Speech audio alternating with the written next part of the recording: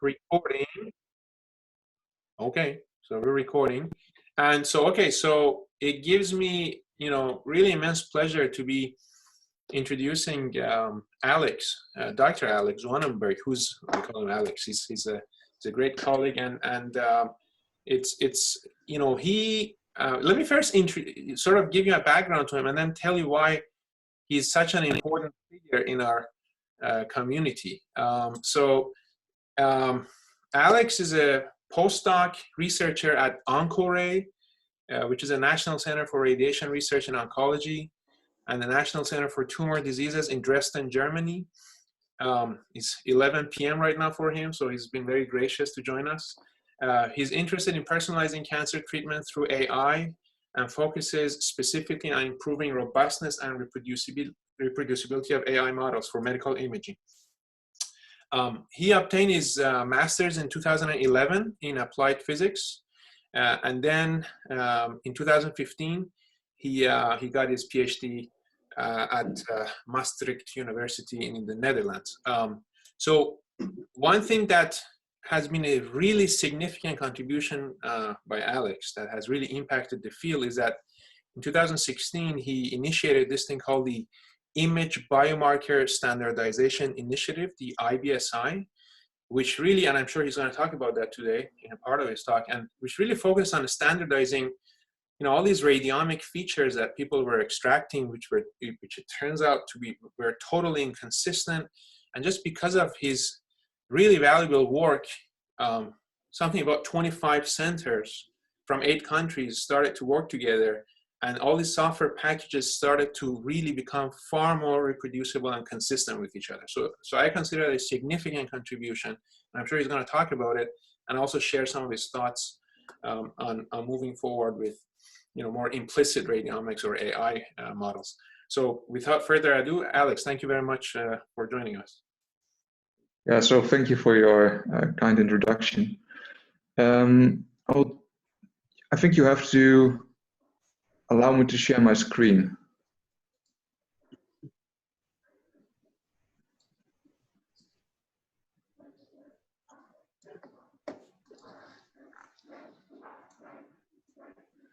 So, okay, that's better. Okay, I think you should be able to see my screen now. Do you also see my mouse pointer? Yes. Okay.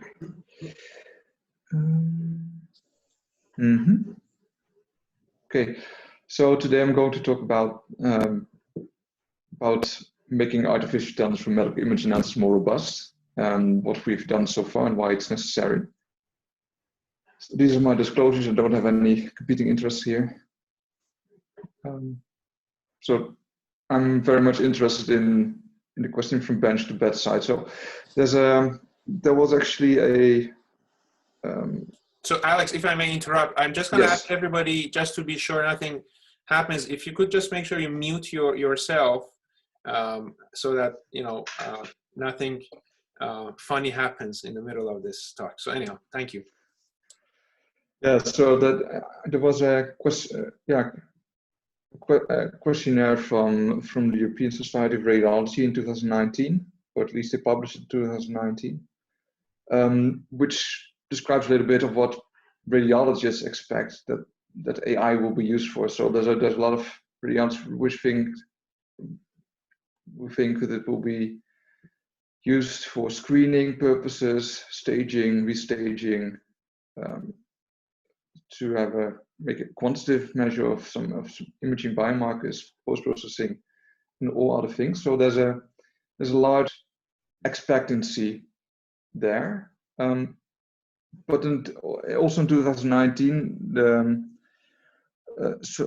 Martina Solini and her colleagues, they presented a literature review, and they reviewed, I think, 171 high-quality studies, and only 8 of them were actually did prospective validation. So the rest, basically the remainder of the studies, were all retrospective or were things which do not really move the field toward the bedside. So for bedside, it's very good to have a retrospective studies first, then go prospective, and then have trials and try to attempt to learn what the model does in clinical practice. But the fact that there are only so little prospective validation studies basically means that we're not really fulfilling the expectations. So there's basically a couple of translational gaps. We have the first stepping stone here, which is the initial development and evaluation of AI. This is usually done with retrospective data. And we want to go to routine user management patients with, this, in my case, cancer. But there's the one in between that's basically the step where AI is sufficiently robust for validation in prospective or external settings. And there's some translational gaps where a lot of studies end up. So the question is, what are requirements for validating a robust AI? And I'll discuss these things in this talk.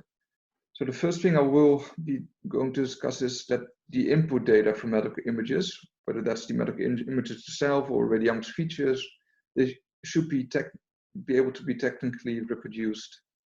Then I also will talk about reproducible reporting, and also the final thing about having a well-defined scope of application. And I'll explain then what I mean by that. So we're already using models for image analysis. I will discuss, just give a brief overview to make sure we're all on the same page. So there's a lot of heuristic models being used, which are basically characterized by having a few qualitative or quantitative measures. Then there's feature-based radiomics or explicit radiomics or handcrafted radiomics, whatever you want to call it. But it's basically characterized by having predefined quantitative features which are computed from the imaging, and usually involves machine learning, statistical learning. And then there's deep learning, where instead of having predefined features, these features are being learned based on the problem using convolutional neural networks. I will right now start with radiomics because it allows me to introduce some concepts with regard to robustness, namely technical reproducibility image features. So you have patients and you want to go to results, whether that can be a clinical decision support suggestion. There's a lot of steps in between. We have image acquisition, where we record the image. We have image reconstruction, where we reconstruct the image with certain parameters. There's usually segmentation, where we identify important regions of interest in the image. We do image processing. We compute radiomics features. Then we do statistical modeling, and then we finally can get to some kind of endpoint. And among all these steps, there's a lot of parameters which can vary and which can affect what our output looks like. But it's important to consider to what degree does this happen. Is it actually important? Is a difference in resolution, is it important or not? It usually is. So one thing I did for radiomics based on PET imaging is I did a literature review, quantitative literature review, where I basically looked at several of these parameters related to image acquisition, image reconstruction, segmentation, image processing, and feature computation, and aggregated what people reported with regards to several agreement and reliability measures. So this is proportional variability and coefficient of variance. And this is the interclass correlation coefficient. And basically the more blue, the less effect change or variation in such a parameter has on the output. So those are basically the separate items. If you're really interested, you can go to the publication. But what I did try to do is separate these parameters or these steps themselves from the features, from the influence of the features. And what you can see is that among the features, there's a lot higher sensitivity to variance in the underlying parameters. So this was also one of the main conclusions of the study. So usually the influence of the process steps is less than inherent sensitivity of features, and in fact most process steps can be harmonized or standardized in theory.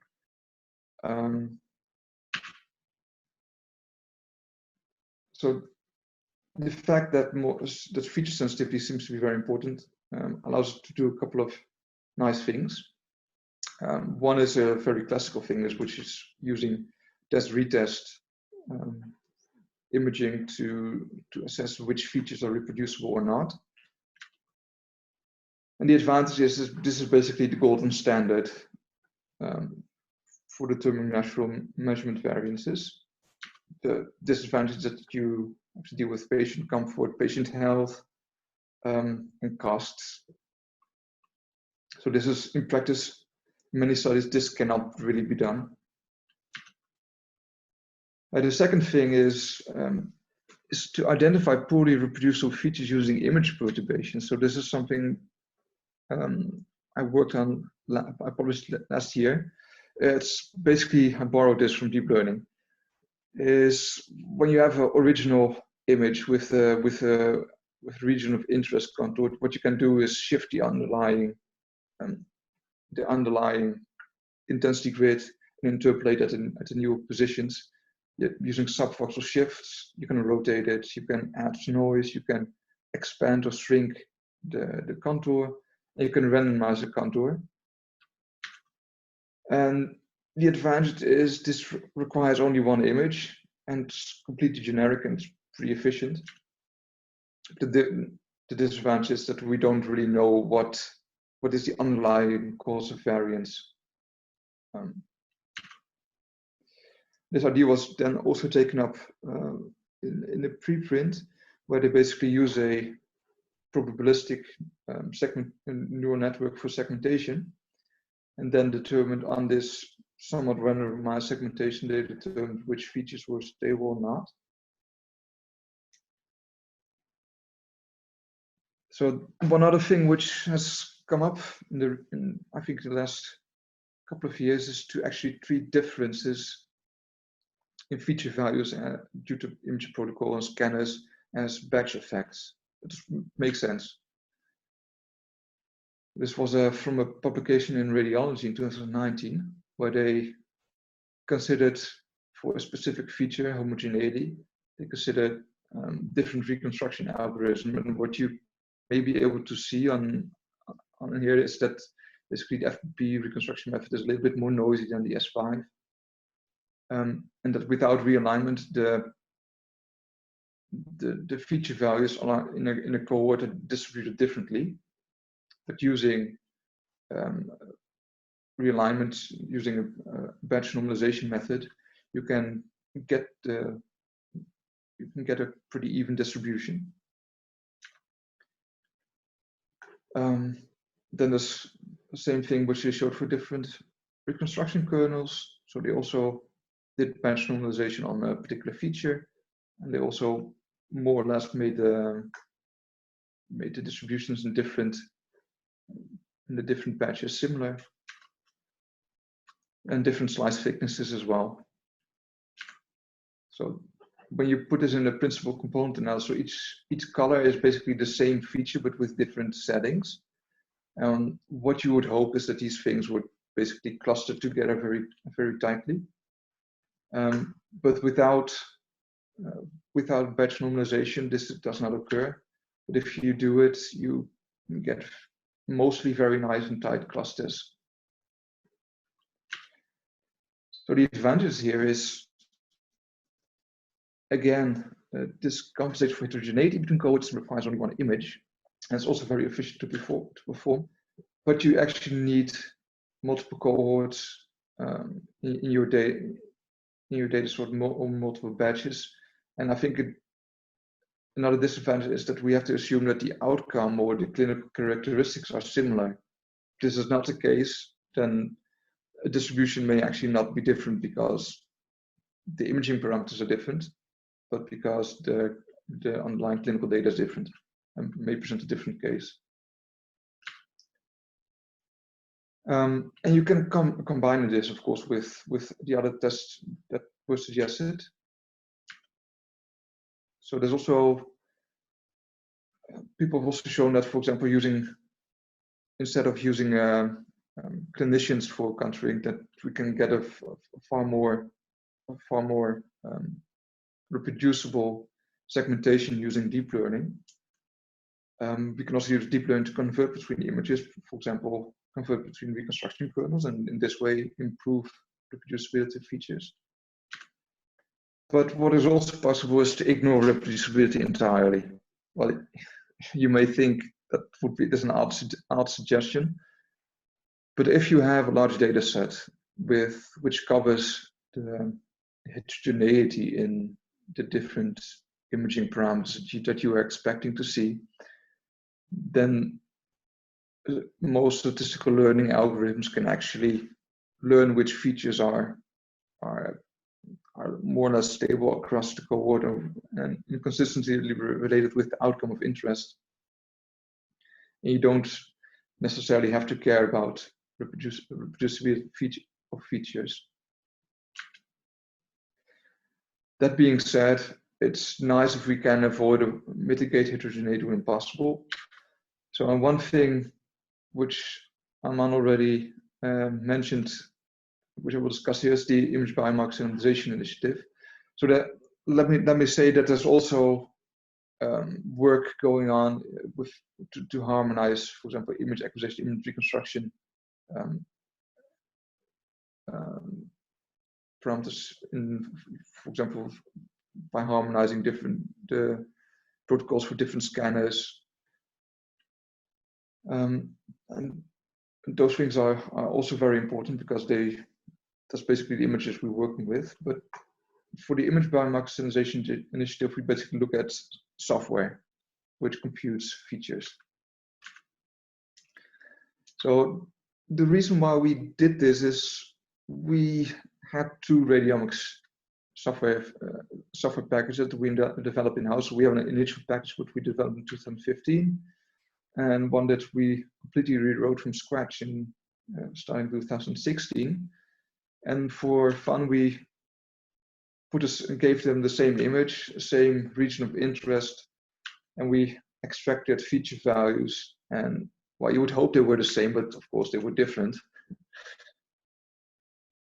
That's a bit of an issue. And the question is it just us? Well, it isn't. So there were some studies coming out somewhat later where they also compared between radiomics software packages on the same images, and they saw that, for example, here between software used in Zurich in Switzerland and Maastricht in the Netherlands, they were not, for example, most of the shape features were like only half of them were somewhat reproducible. Intensity features were a lot better, so those are things like mean or median intensity in ROI. But taxi features were also quite reproducible. The wavelet, which is based on a convolution of on image filters, was not reproducible at all. So there's basically, even though you use the same ideas, the same concepts, the same formulas, it does not necessarily mean that you will get the same values. This study also shows it. It's from 2018, but it also compared two in-house packages with two radiomics or texture analysis packages, MASDA and IBEX. And for the same feature, they also found different values for the different patients. So what we can learn from here is that even if you have mathematical definition, it's not necessarily reproducible. And to address this issue, we started the Image Biomarker Standardization Initiative. We tried to establish a nomenclature and definitions for common use features, to establish a common image processing scheme, and to provide benchmark data sets and reference values so that these different software implementations can be verified and calibrated if necessary, and also to provide a set of reporting guidelines. And as Aman already said, it includes 25 teams from 8 countries, including several of the more prominent open source developers. So the question is, how did we benchmark the values? How did we find reference values for all these different features? So what we did is actually we divided the work into 2 phases. In the first phase, we actually left out image processing. So we went from imaging to feature computation, and as the ground image, we used a digital phantom, a very small one, with 80 voxels and a set number of intensities. And we computed the feature values by hand, and then we also went through an iterative process with all the different teams, where they computed radiomics feature values based on this digital phantom and sent in their values. And then we compiled them and shared them again, and we gave feedback and or updated definitions when they were unclear and led to different results. And this way we hope to converge to a solution. And the same thing we did for image processing, where we defined a number of commonly used image processing configurations, and basically analyzed a CT data set of a lung cancer patient. So when we started, the first thing we found was that there was very little consensus for reference values for like 3/4 of the features. So here on the y-axis you have the number of you have the percentage of image features which were analyzed, and on the x-axis, which we'll fill out in a moment, are basically the iterations. The consensus is based on the number of teams which found the same value. What we want is that most of the values that we found a strong or better consensus. So right at the beginning, we had a strong or better consensus for less than 10%, and this confirms previous findings. Then we worked for some years, and at the end we were able to find at least moderate consensus, and we made steady improvement here. And we found a lot of reference values which, for most of the features, actually there were, I think, only 2 features missing at this point, which did not had a reliable consensus on what the reference value should be. And somewhere in between, we also started the second phase with the image processing, and basically this more or less repeats what we found in the first phase without image processing. And that's basically, we did not have a lot of consensus. And what we did is we worked on specifying how image processing should be done. We tried to identify where things were diverging, and this in the end led to a large improvement in how many teams were able to find the same reference value. And then we asked ourselves the question whether these standardized feature values or standardized features are actually reproducible. So we took a moderately sized data set with multiple modality imaging, so CT imaging, FDG PET, T1 weighted MR. And we asked the teams to extract feature values from using their standardized implementations. And then we basically compared how reproducible these values are. And what we saw for these, in the end, we found good to excellent reproducibility for all of the features, independent of what kind of modality they were computed from. There were 5 features for which we did not find a reference value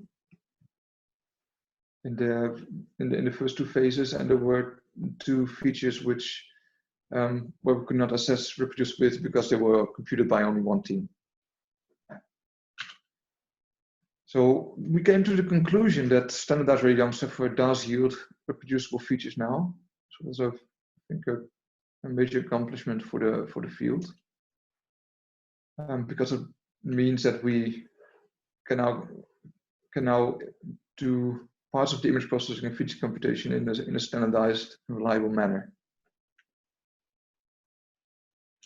So when we look at deep learning, it becomes more interesting. So deep learning basically replaces feature computation, statistical modeling, or even segmentation. So, and as you see, this eliminates several parameters which can vary along in the process, introduces some other ones which are new, but in a way it simplifies the problem a little bit.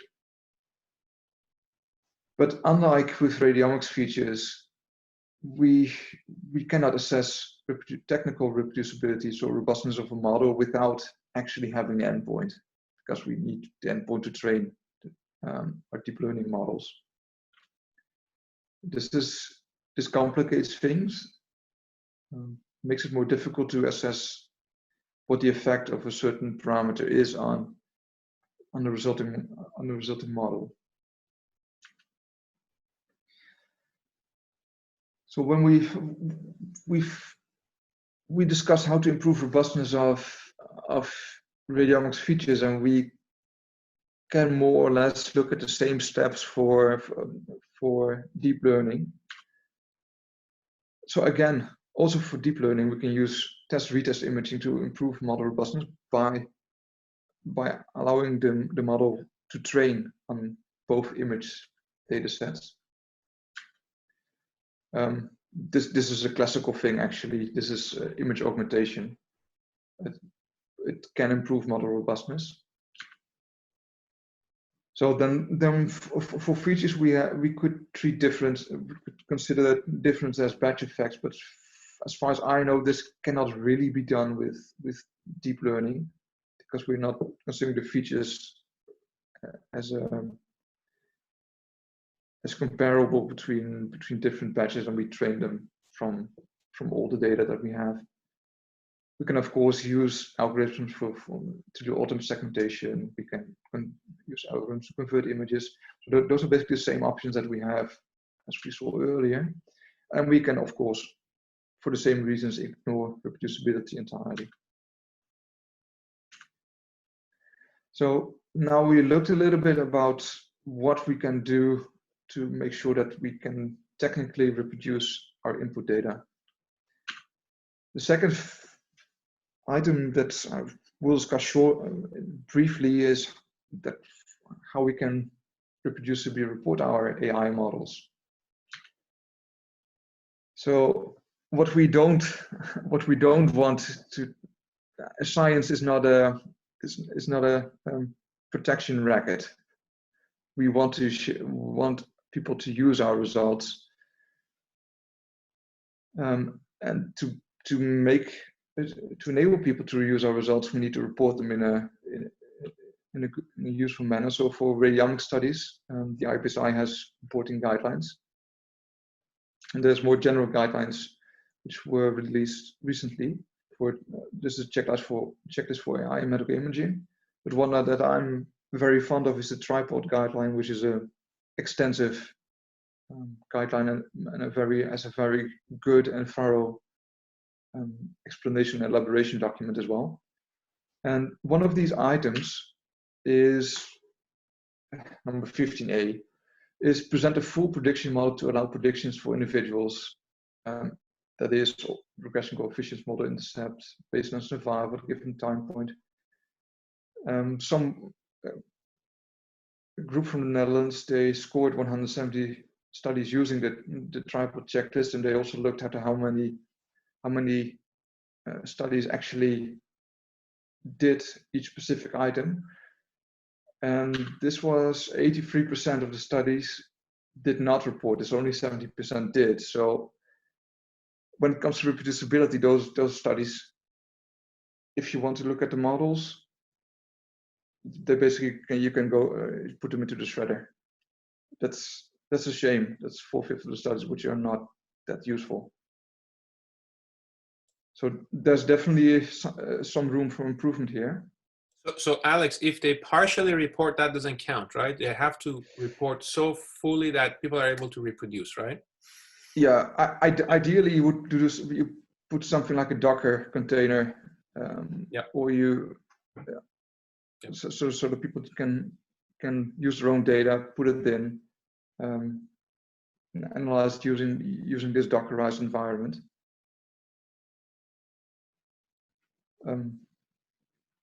But this is not done in many cases. But I think people are becoming more and more aware that this is actually something which should be done. So then the last thing, the AI has a well-defined scope of application. So what does it mean? What I would understand here is that the training data is well characterized, so that you know which patient characteristics the patients have, which the characteristic disease of this particular patient has, what kind of image acquisition, reconstruction, etc. plans were used. The problem here is that to do this consistently, not everything is as important as we saw earlier. So we need to figure out a way how to capture which characteristics are actually important for your problem and which are not. Why? Because a model can only generalize the data which is similar to the data you're trained on. An example which I sometimes use is what happens if you have a lung screening AI for malignant lung nodules. You show the patient with pneumonia. What do you want to happen? I mean, it's the worst thing which could happen is that the algorithm would say, oh, this is a normal patient. But on the other hand, saying this patient has a nodule is also not true. This is a problem with the current AI we're using, is that we train it on cats and dogs, and we give it a number of images, some of which are cats and dogs, but some of which are different. Is it that the AI will necessarily predict dog, cat, or dog? It cannot know which things are not really a dog or a cat. So the idea is to have a robustness, to integrate a robustness algorithm, which can be a separate neural network, to basically say, well, this is a dog, this is a cat, but this I've not seen before, which is a step forward. So this is also called outlier novelty detection. So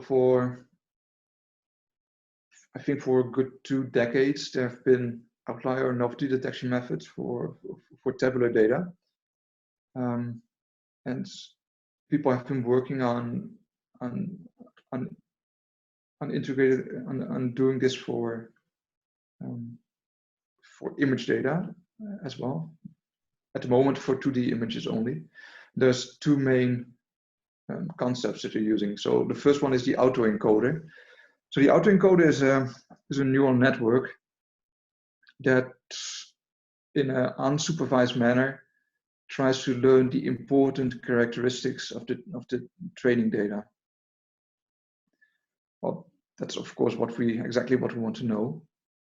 And then what is being done is that people train another network on top of this autoencoder, so on the output of the autoencoder, which discriminates between between data which is similar to training data and data which is completely novel. So, but training these two things together requires a separate concept, which is being used as a generative adversarial network. In the adversarial network, we basically have two algorithms which are adversarial.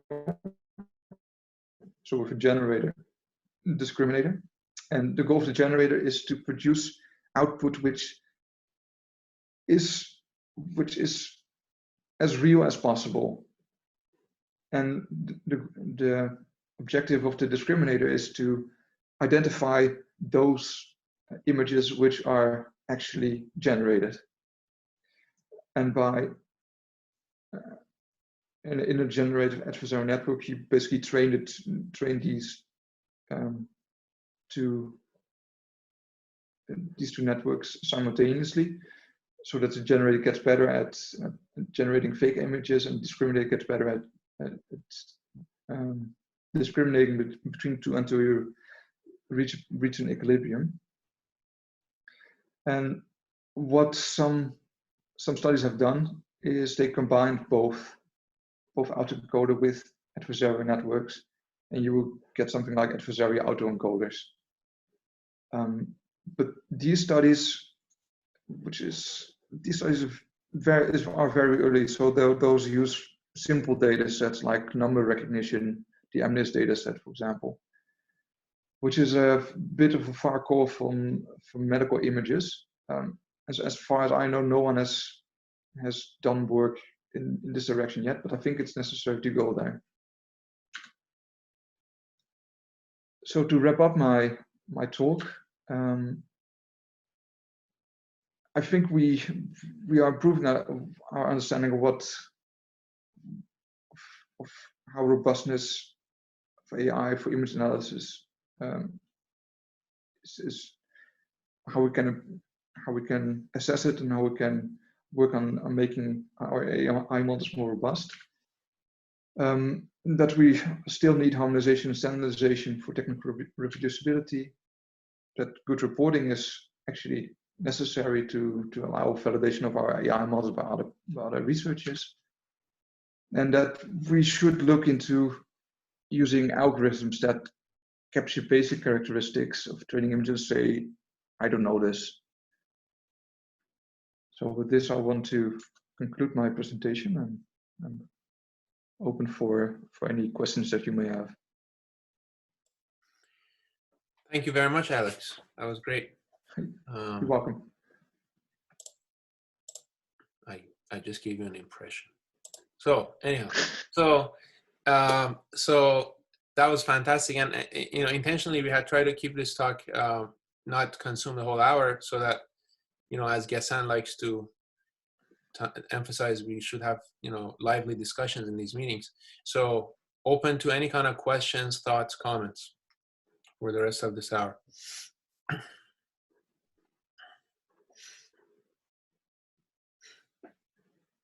Gassan, did you want to say something?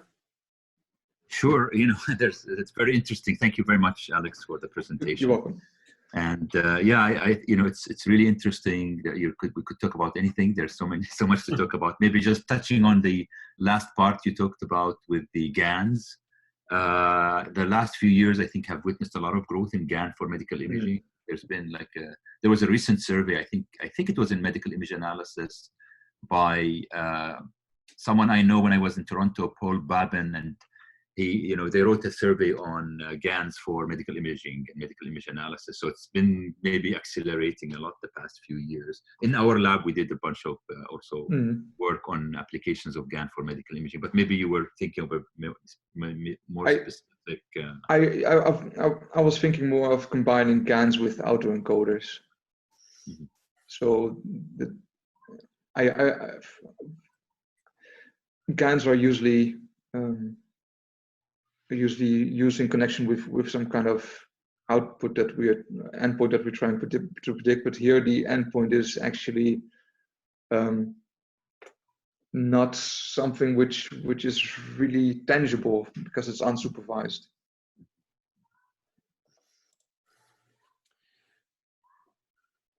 Yeah, one thing also maybe just quickly to point out, you mentioned about this example of you know, you train a system on, you know, cancer versus non-cancer, and you show it to an example of pneumonia, and you expect, you know, what would the system do. There was also a challenge in the skin cancer in ISIC, and they had this usually they do, like you mentioned, you know, you have a couple of classes, and that's what you train on, that's what you test on. But they introduced something interesting last year, I think some of my students might correct me, which is they introduced kind of a surprise class. Okay, how do you deal with a class that you don't know what it is? It wasn't part of the training. So that was kind of, you know, interesting addition to typical challenges that happen in medical engineering.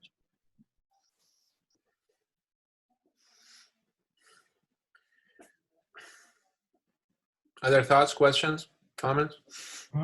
I had a comment that I think that another way to detect outliers or, you know, novel cases during the inference time is through the use of Bayesian neural networks or Bayesian deep learning, right, where it would actually just give you a low class probability score for all the possible classes.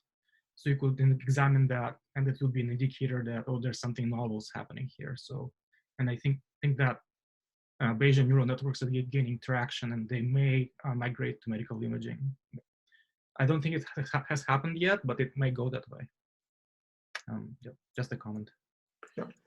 And we had a note from Carlos, who doesn't have a microphone, and the comment or the question, he says, and we've talked about it with others too, you know, can we think of cancer images and collect a data set of negative scans, meaning no cancer, and then use the network to identify the outliers, you know, meaning cancer. So we train the network to learn what non-cancer is, and then it does novelty detection.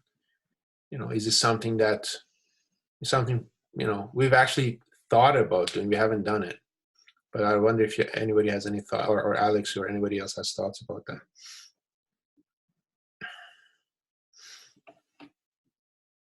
There are, you know, we didn't do this in our lab, but there are definitely papers, recent papers, maybe a few years ago, a couple of years ago, on deep learning for anomaly detection and one-class classifiers and so on. I don't think we have worked on those in our lab, but it's definitely an interesting direction. Yeah. So there are definitely a place to start with this. I don't know the performance of these, and I can, you know, paste a couple of links here for. Yeah, I appreciate that. One of the things that concern me about that approach is, you know, sometimes, obviously, you know, what is non-cancer anyways? Because sometimes you define, obviously, you know, if you don't see visible lesion somewhere, that's not cancer. But, you know, frankly, one of the objectives is in so-called, you know, peri-radiomics, whatever they do, is they go just outside the tumor. And there's stuff there that is not considered tumor, but there's, you know, stuff happening in the background that might inform cancer. So if you're labeling that stuff as normal, are we neglecting something? So I think it's an interesting area to think about. You know, how do you define normal versus abnormal anyways? There's an obvious distinction, the human eye, but, you know, are there things lurking in the background? You know. We've actually tried in business lab. We've actually applied unsupervised anomaly detection to detect dopamine release in dynamic PET data. What we found, I mean, we actually presented an abstract about it at the IEEE MIC. What we found, however, is that we had to use simulated data for the testing in lack of, you know, real data with known ground truth. And we found that, you know,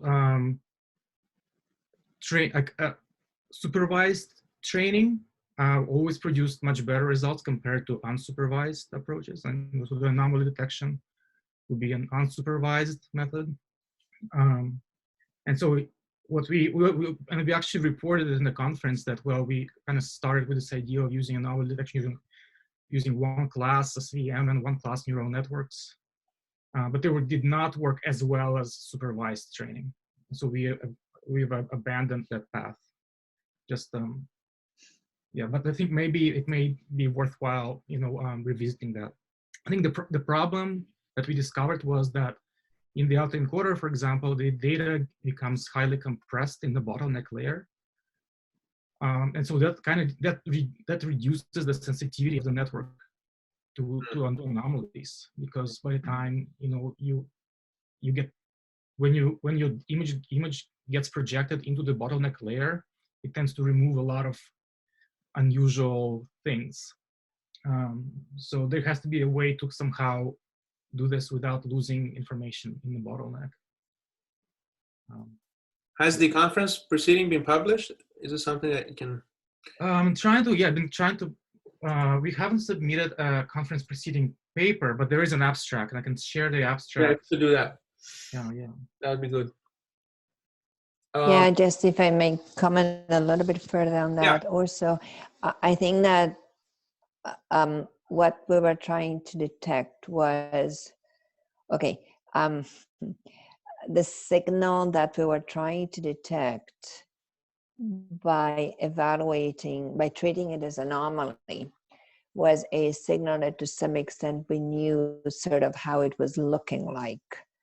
I think that may be slightly different from a situation where you have no idea what the signal looks like. You just want to detect an anomaly of any kind. While in our case, we knew what the anomaly was looking like. It was just hard sometimes to detect it rather than looking the other way, treating it as an anomaly. But I think the situation was a little bit different than having a completely unknown signal. Yes, exactly. Right. That's a very good point. So what we actually ended up detecting a lot was edge cases, like for example, our training images would be distributed according to some a normal distribution in terms of the baseline, like a non-anomaly. Like I guess for any distribution you have a range. And so what we found that the images that had no anomalies, but were near the edge of the training range would show up as anomalies. Essentially like there's gonna be an anomaly everywhere, just because those images were at the edge of the training set, if you will. So that's another thing to be mindful of. But I can envision the day, of course, for decades people have tried to do computer-aided diagnosis with success in mammography, for example, but limited otherwise. And now with this new spring of AI, or whatever you want to call it, it's being revisited. But I can imagine this technique having a breakthrough where in the future to the clinicians there would be, here's a suggested place you really need to be looking at, kind of idea. Yeah, and I think that especially when you know what the normalcy looks like, and typically normalcy much better than abnormalcy, because it's the very definition of abnormalcy. I think that detecting something that deviates from something that you know really well and therefore you can characterize very well, maybe in some ways easier than trying to look for something that you don't know what it looks like.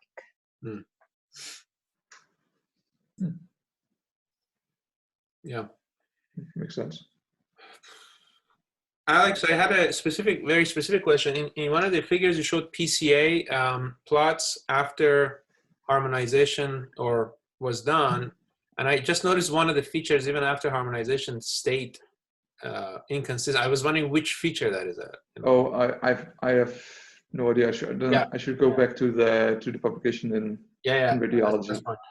And as far as image processing also goes, can you comment on what exactly, you said there's typical stuff that you were looking at, but can you just comment briefly on what the image processing things were that you were looking at in your IBSI study? Yeah, so things we were looking at were interpolation, so resampling, including resampling algorithms. We also looked at discretization, so basically how finely divided your intensities are within the region of interest. So you were taking, let's say CT images, you were really bringing them to let's say isotropic voxels or whatever, and that process, right? For example, yeah.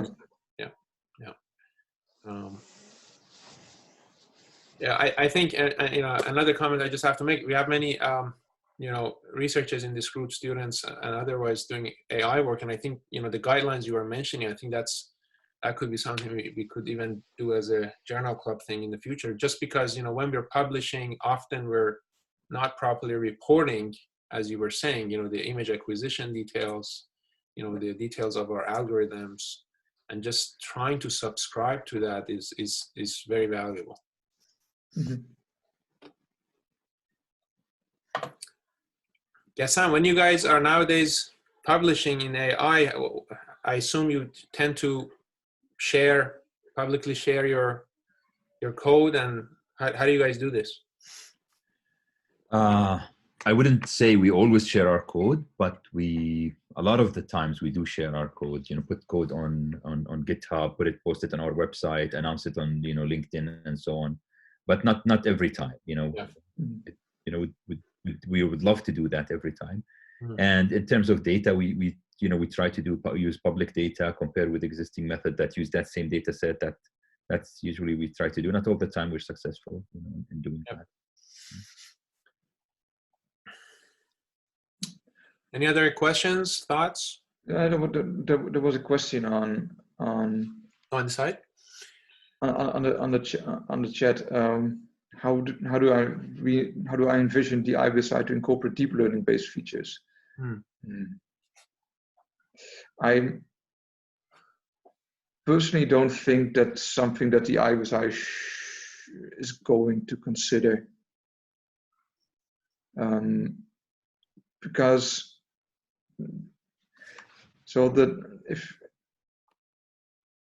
if for example the VGG16 is a deep learning, is a convolutional neural network trained on ImageNet, I think. This is a fixed network, and what we usually do is if we want to use it in a study, we do transfer learning, which basically means we chop off some of the top some of the last layers of the network and try to retrain it. But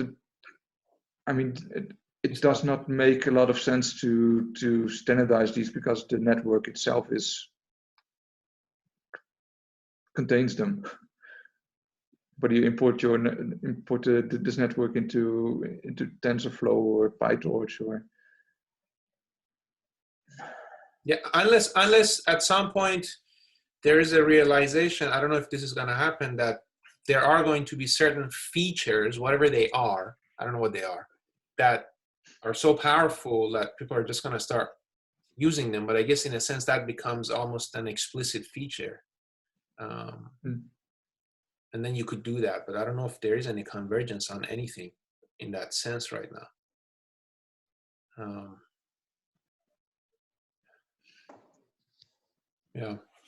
Me neither. I don't. I don't know. I don't know. I find it unlikely that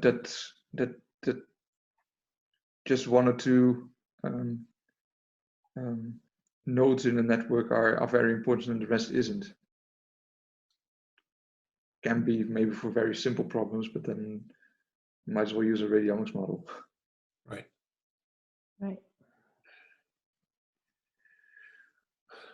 Excellent. Well, we're at the end of the hour. Thank you very much, Alex. It's time for you to sleep. Yes, it is.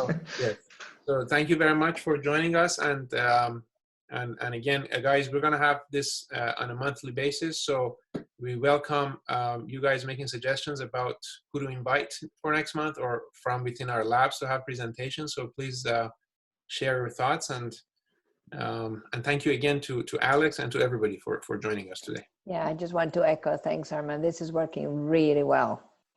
Really, really nice way of doing it. Yeah, thank you. Thank you to all. Okay, thank you. Have a Bye, good day. everyone. Thank you. Bye. Thank you. Bye. Bye. Bye.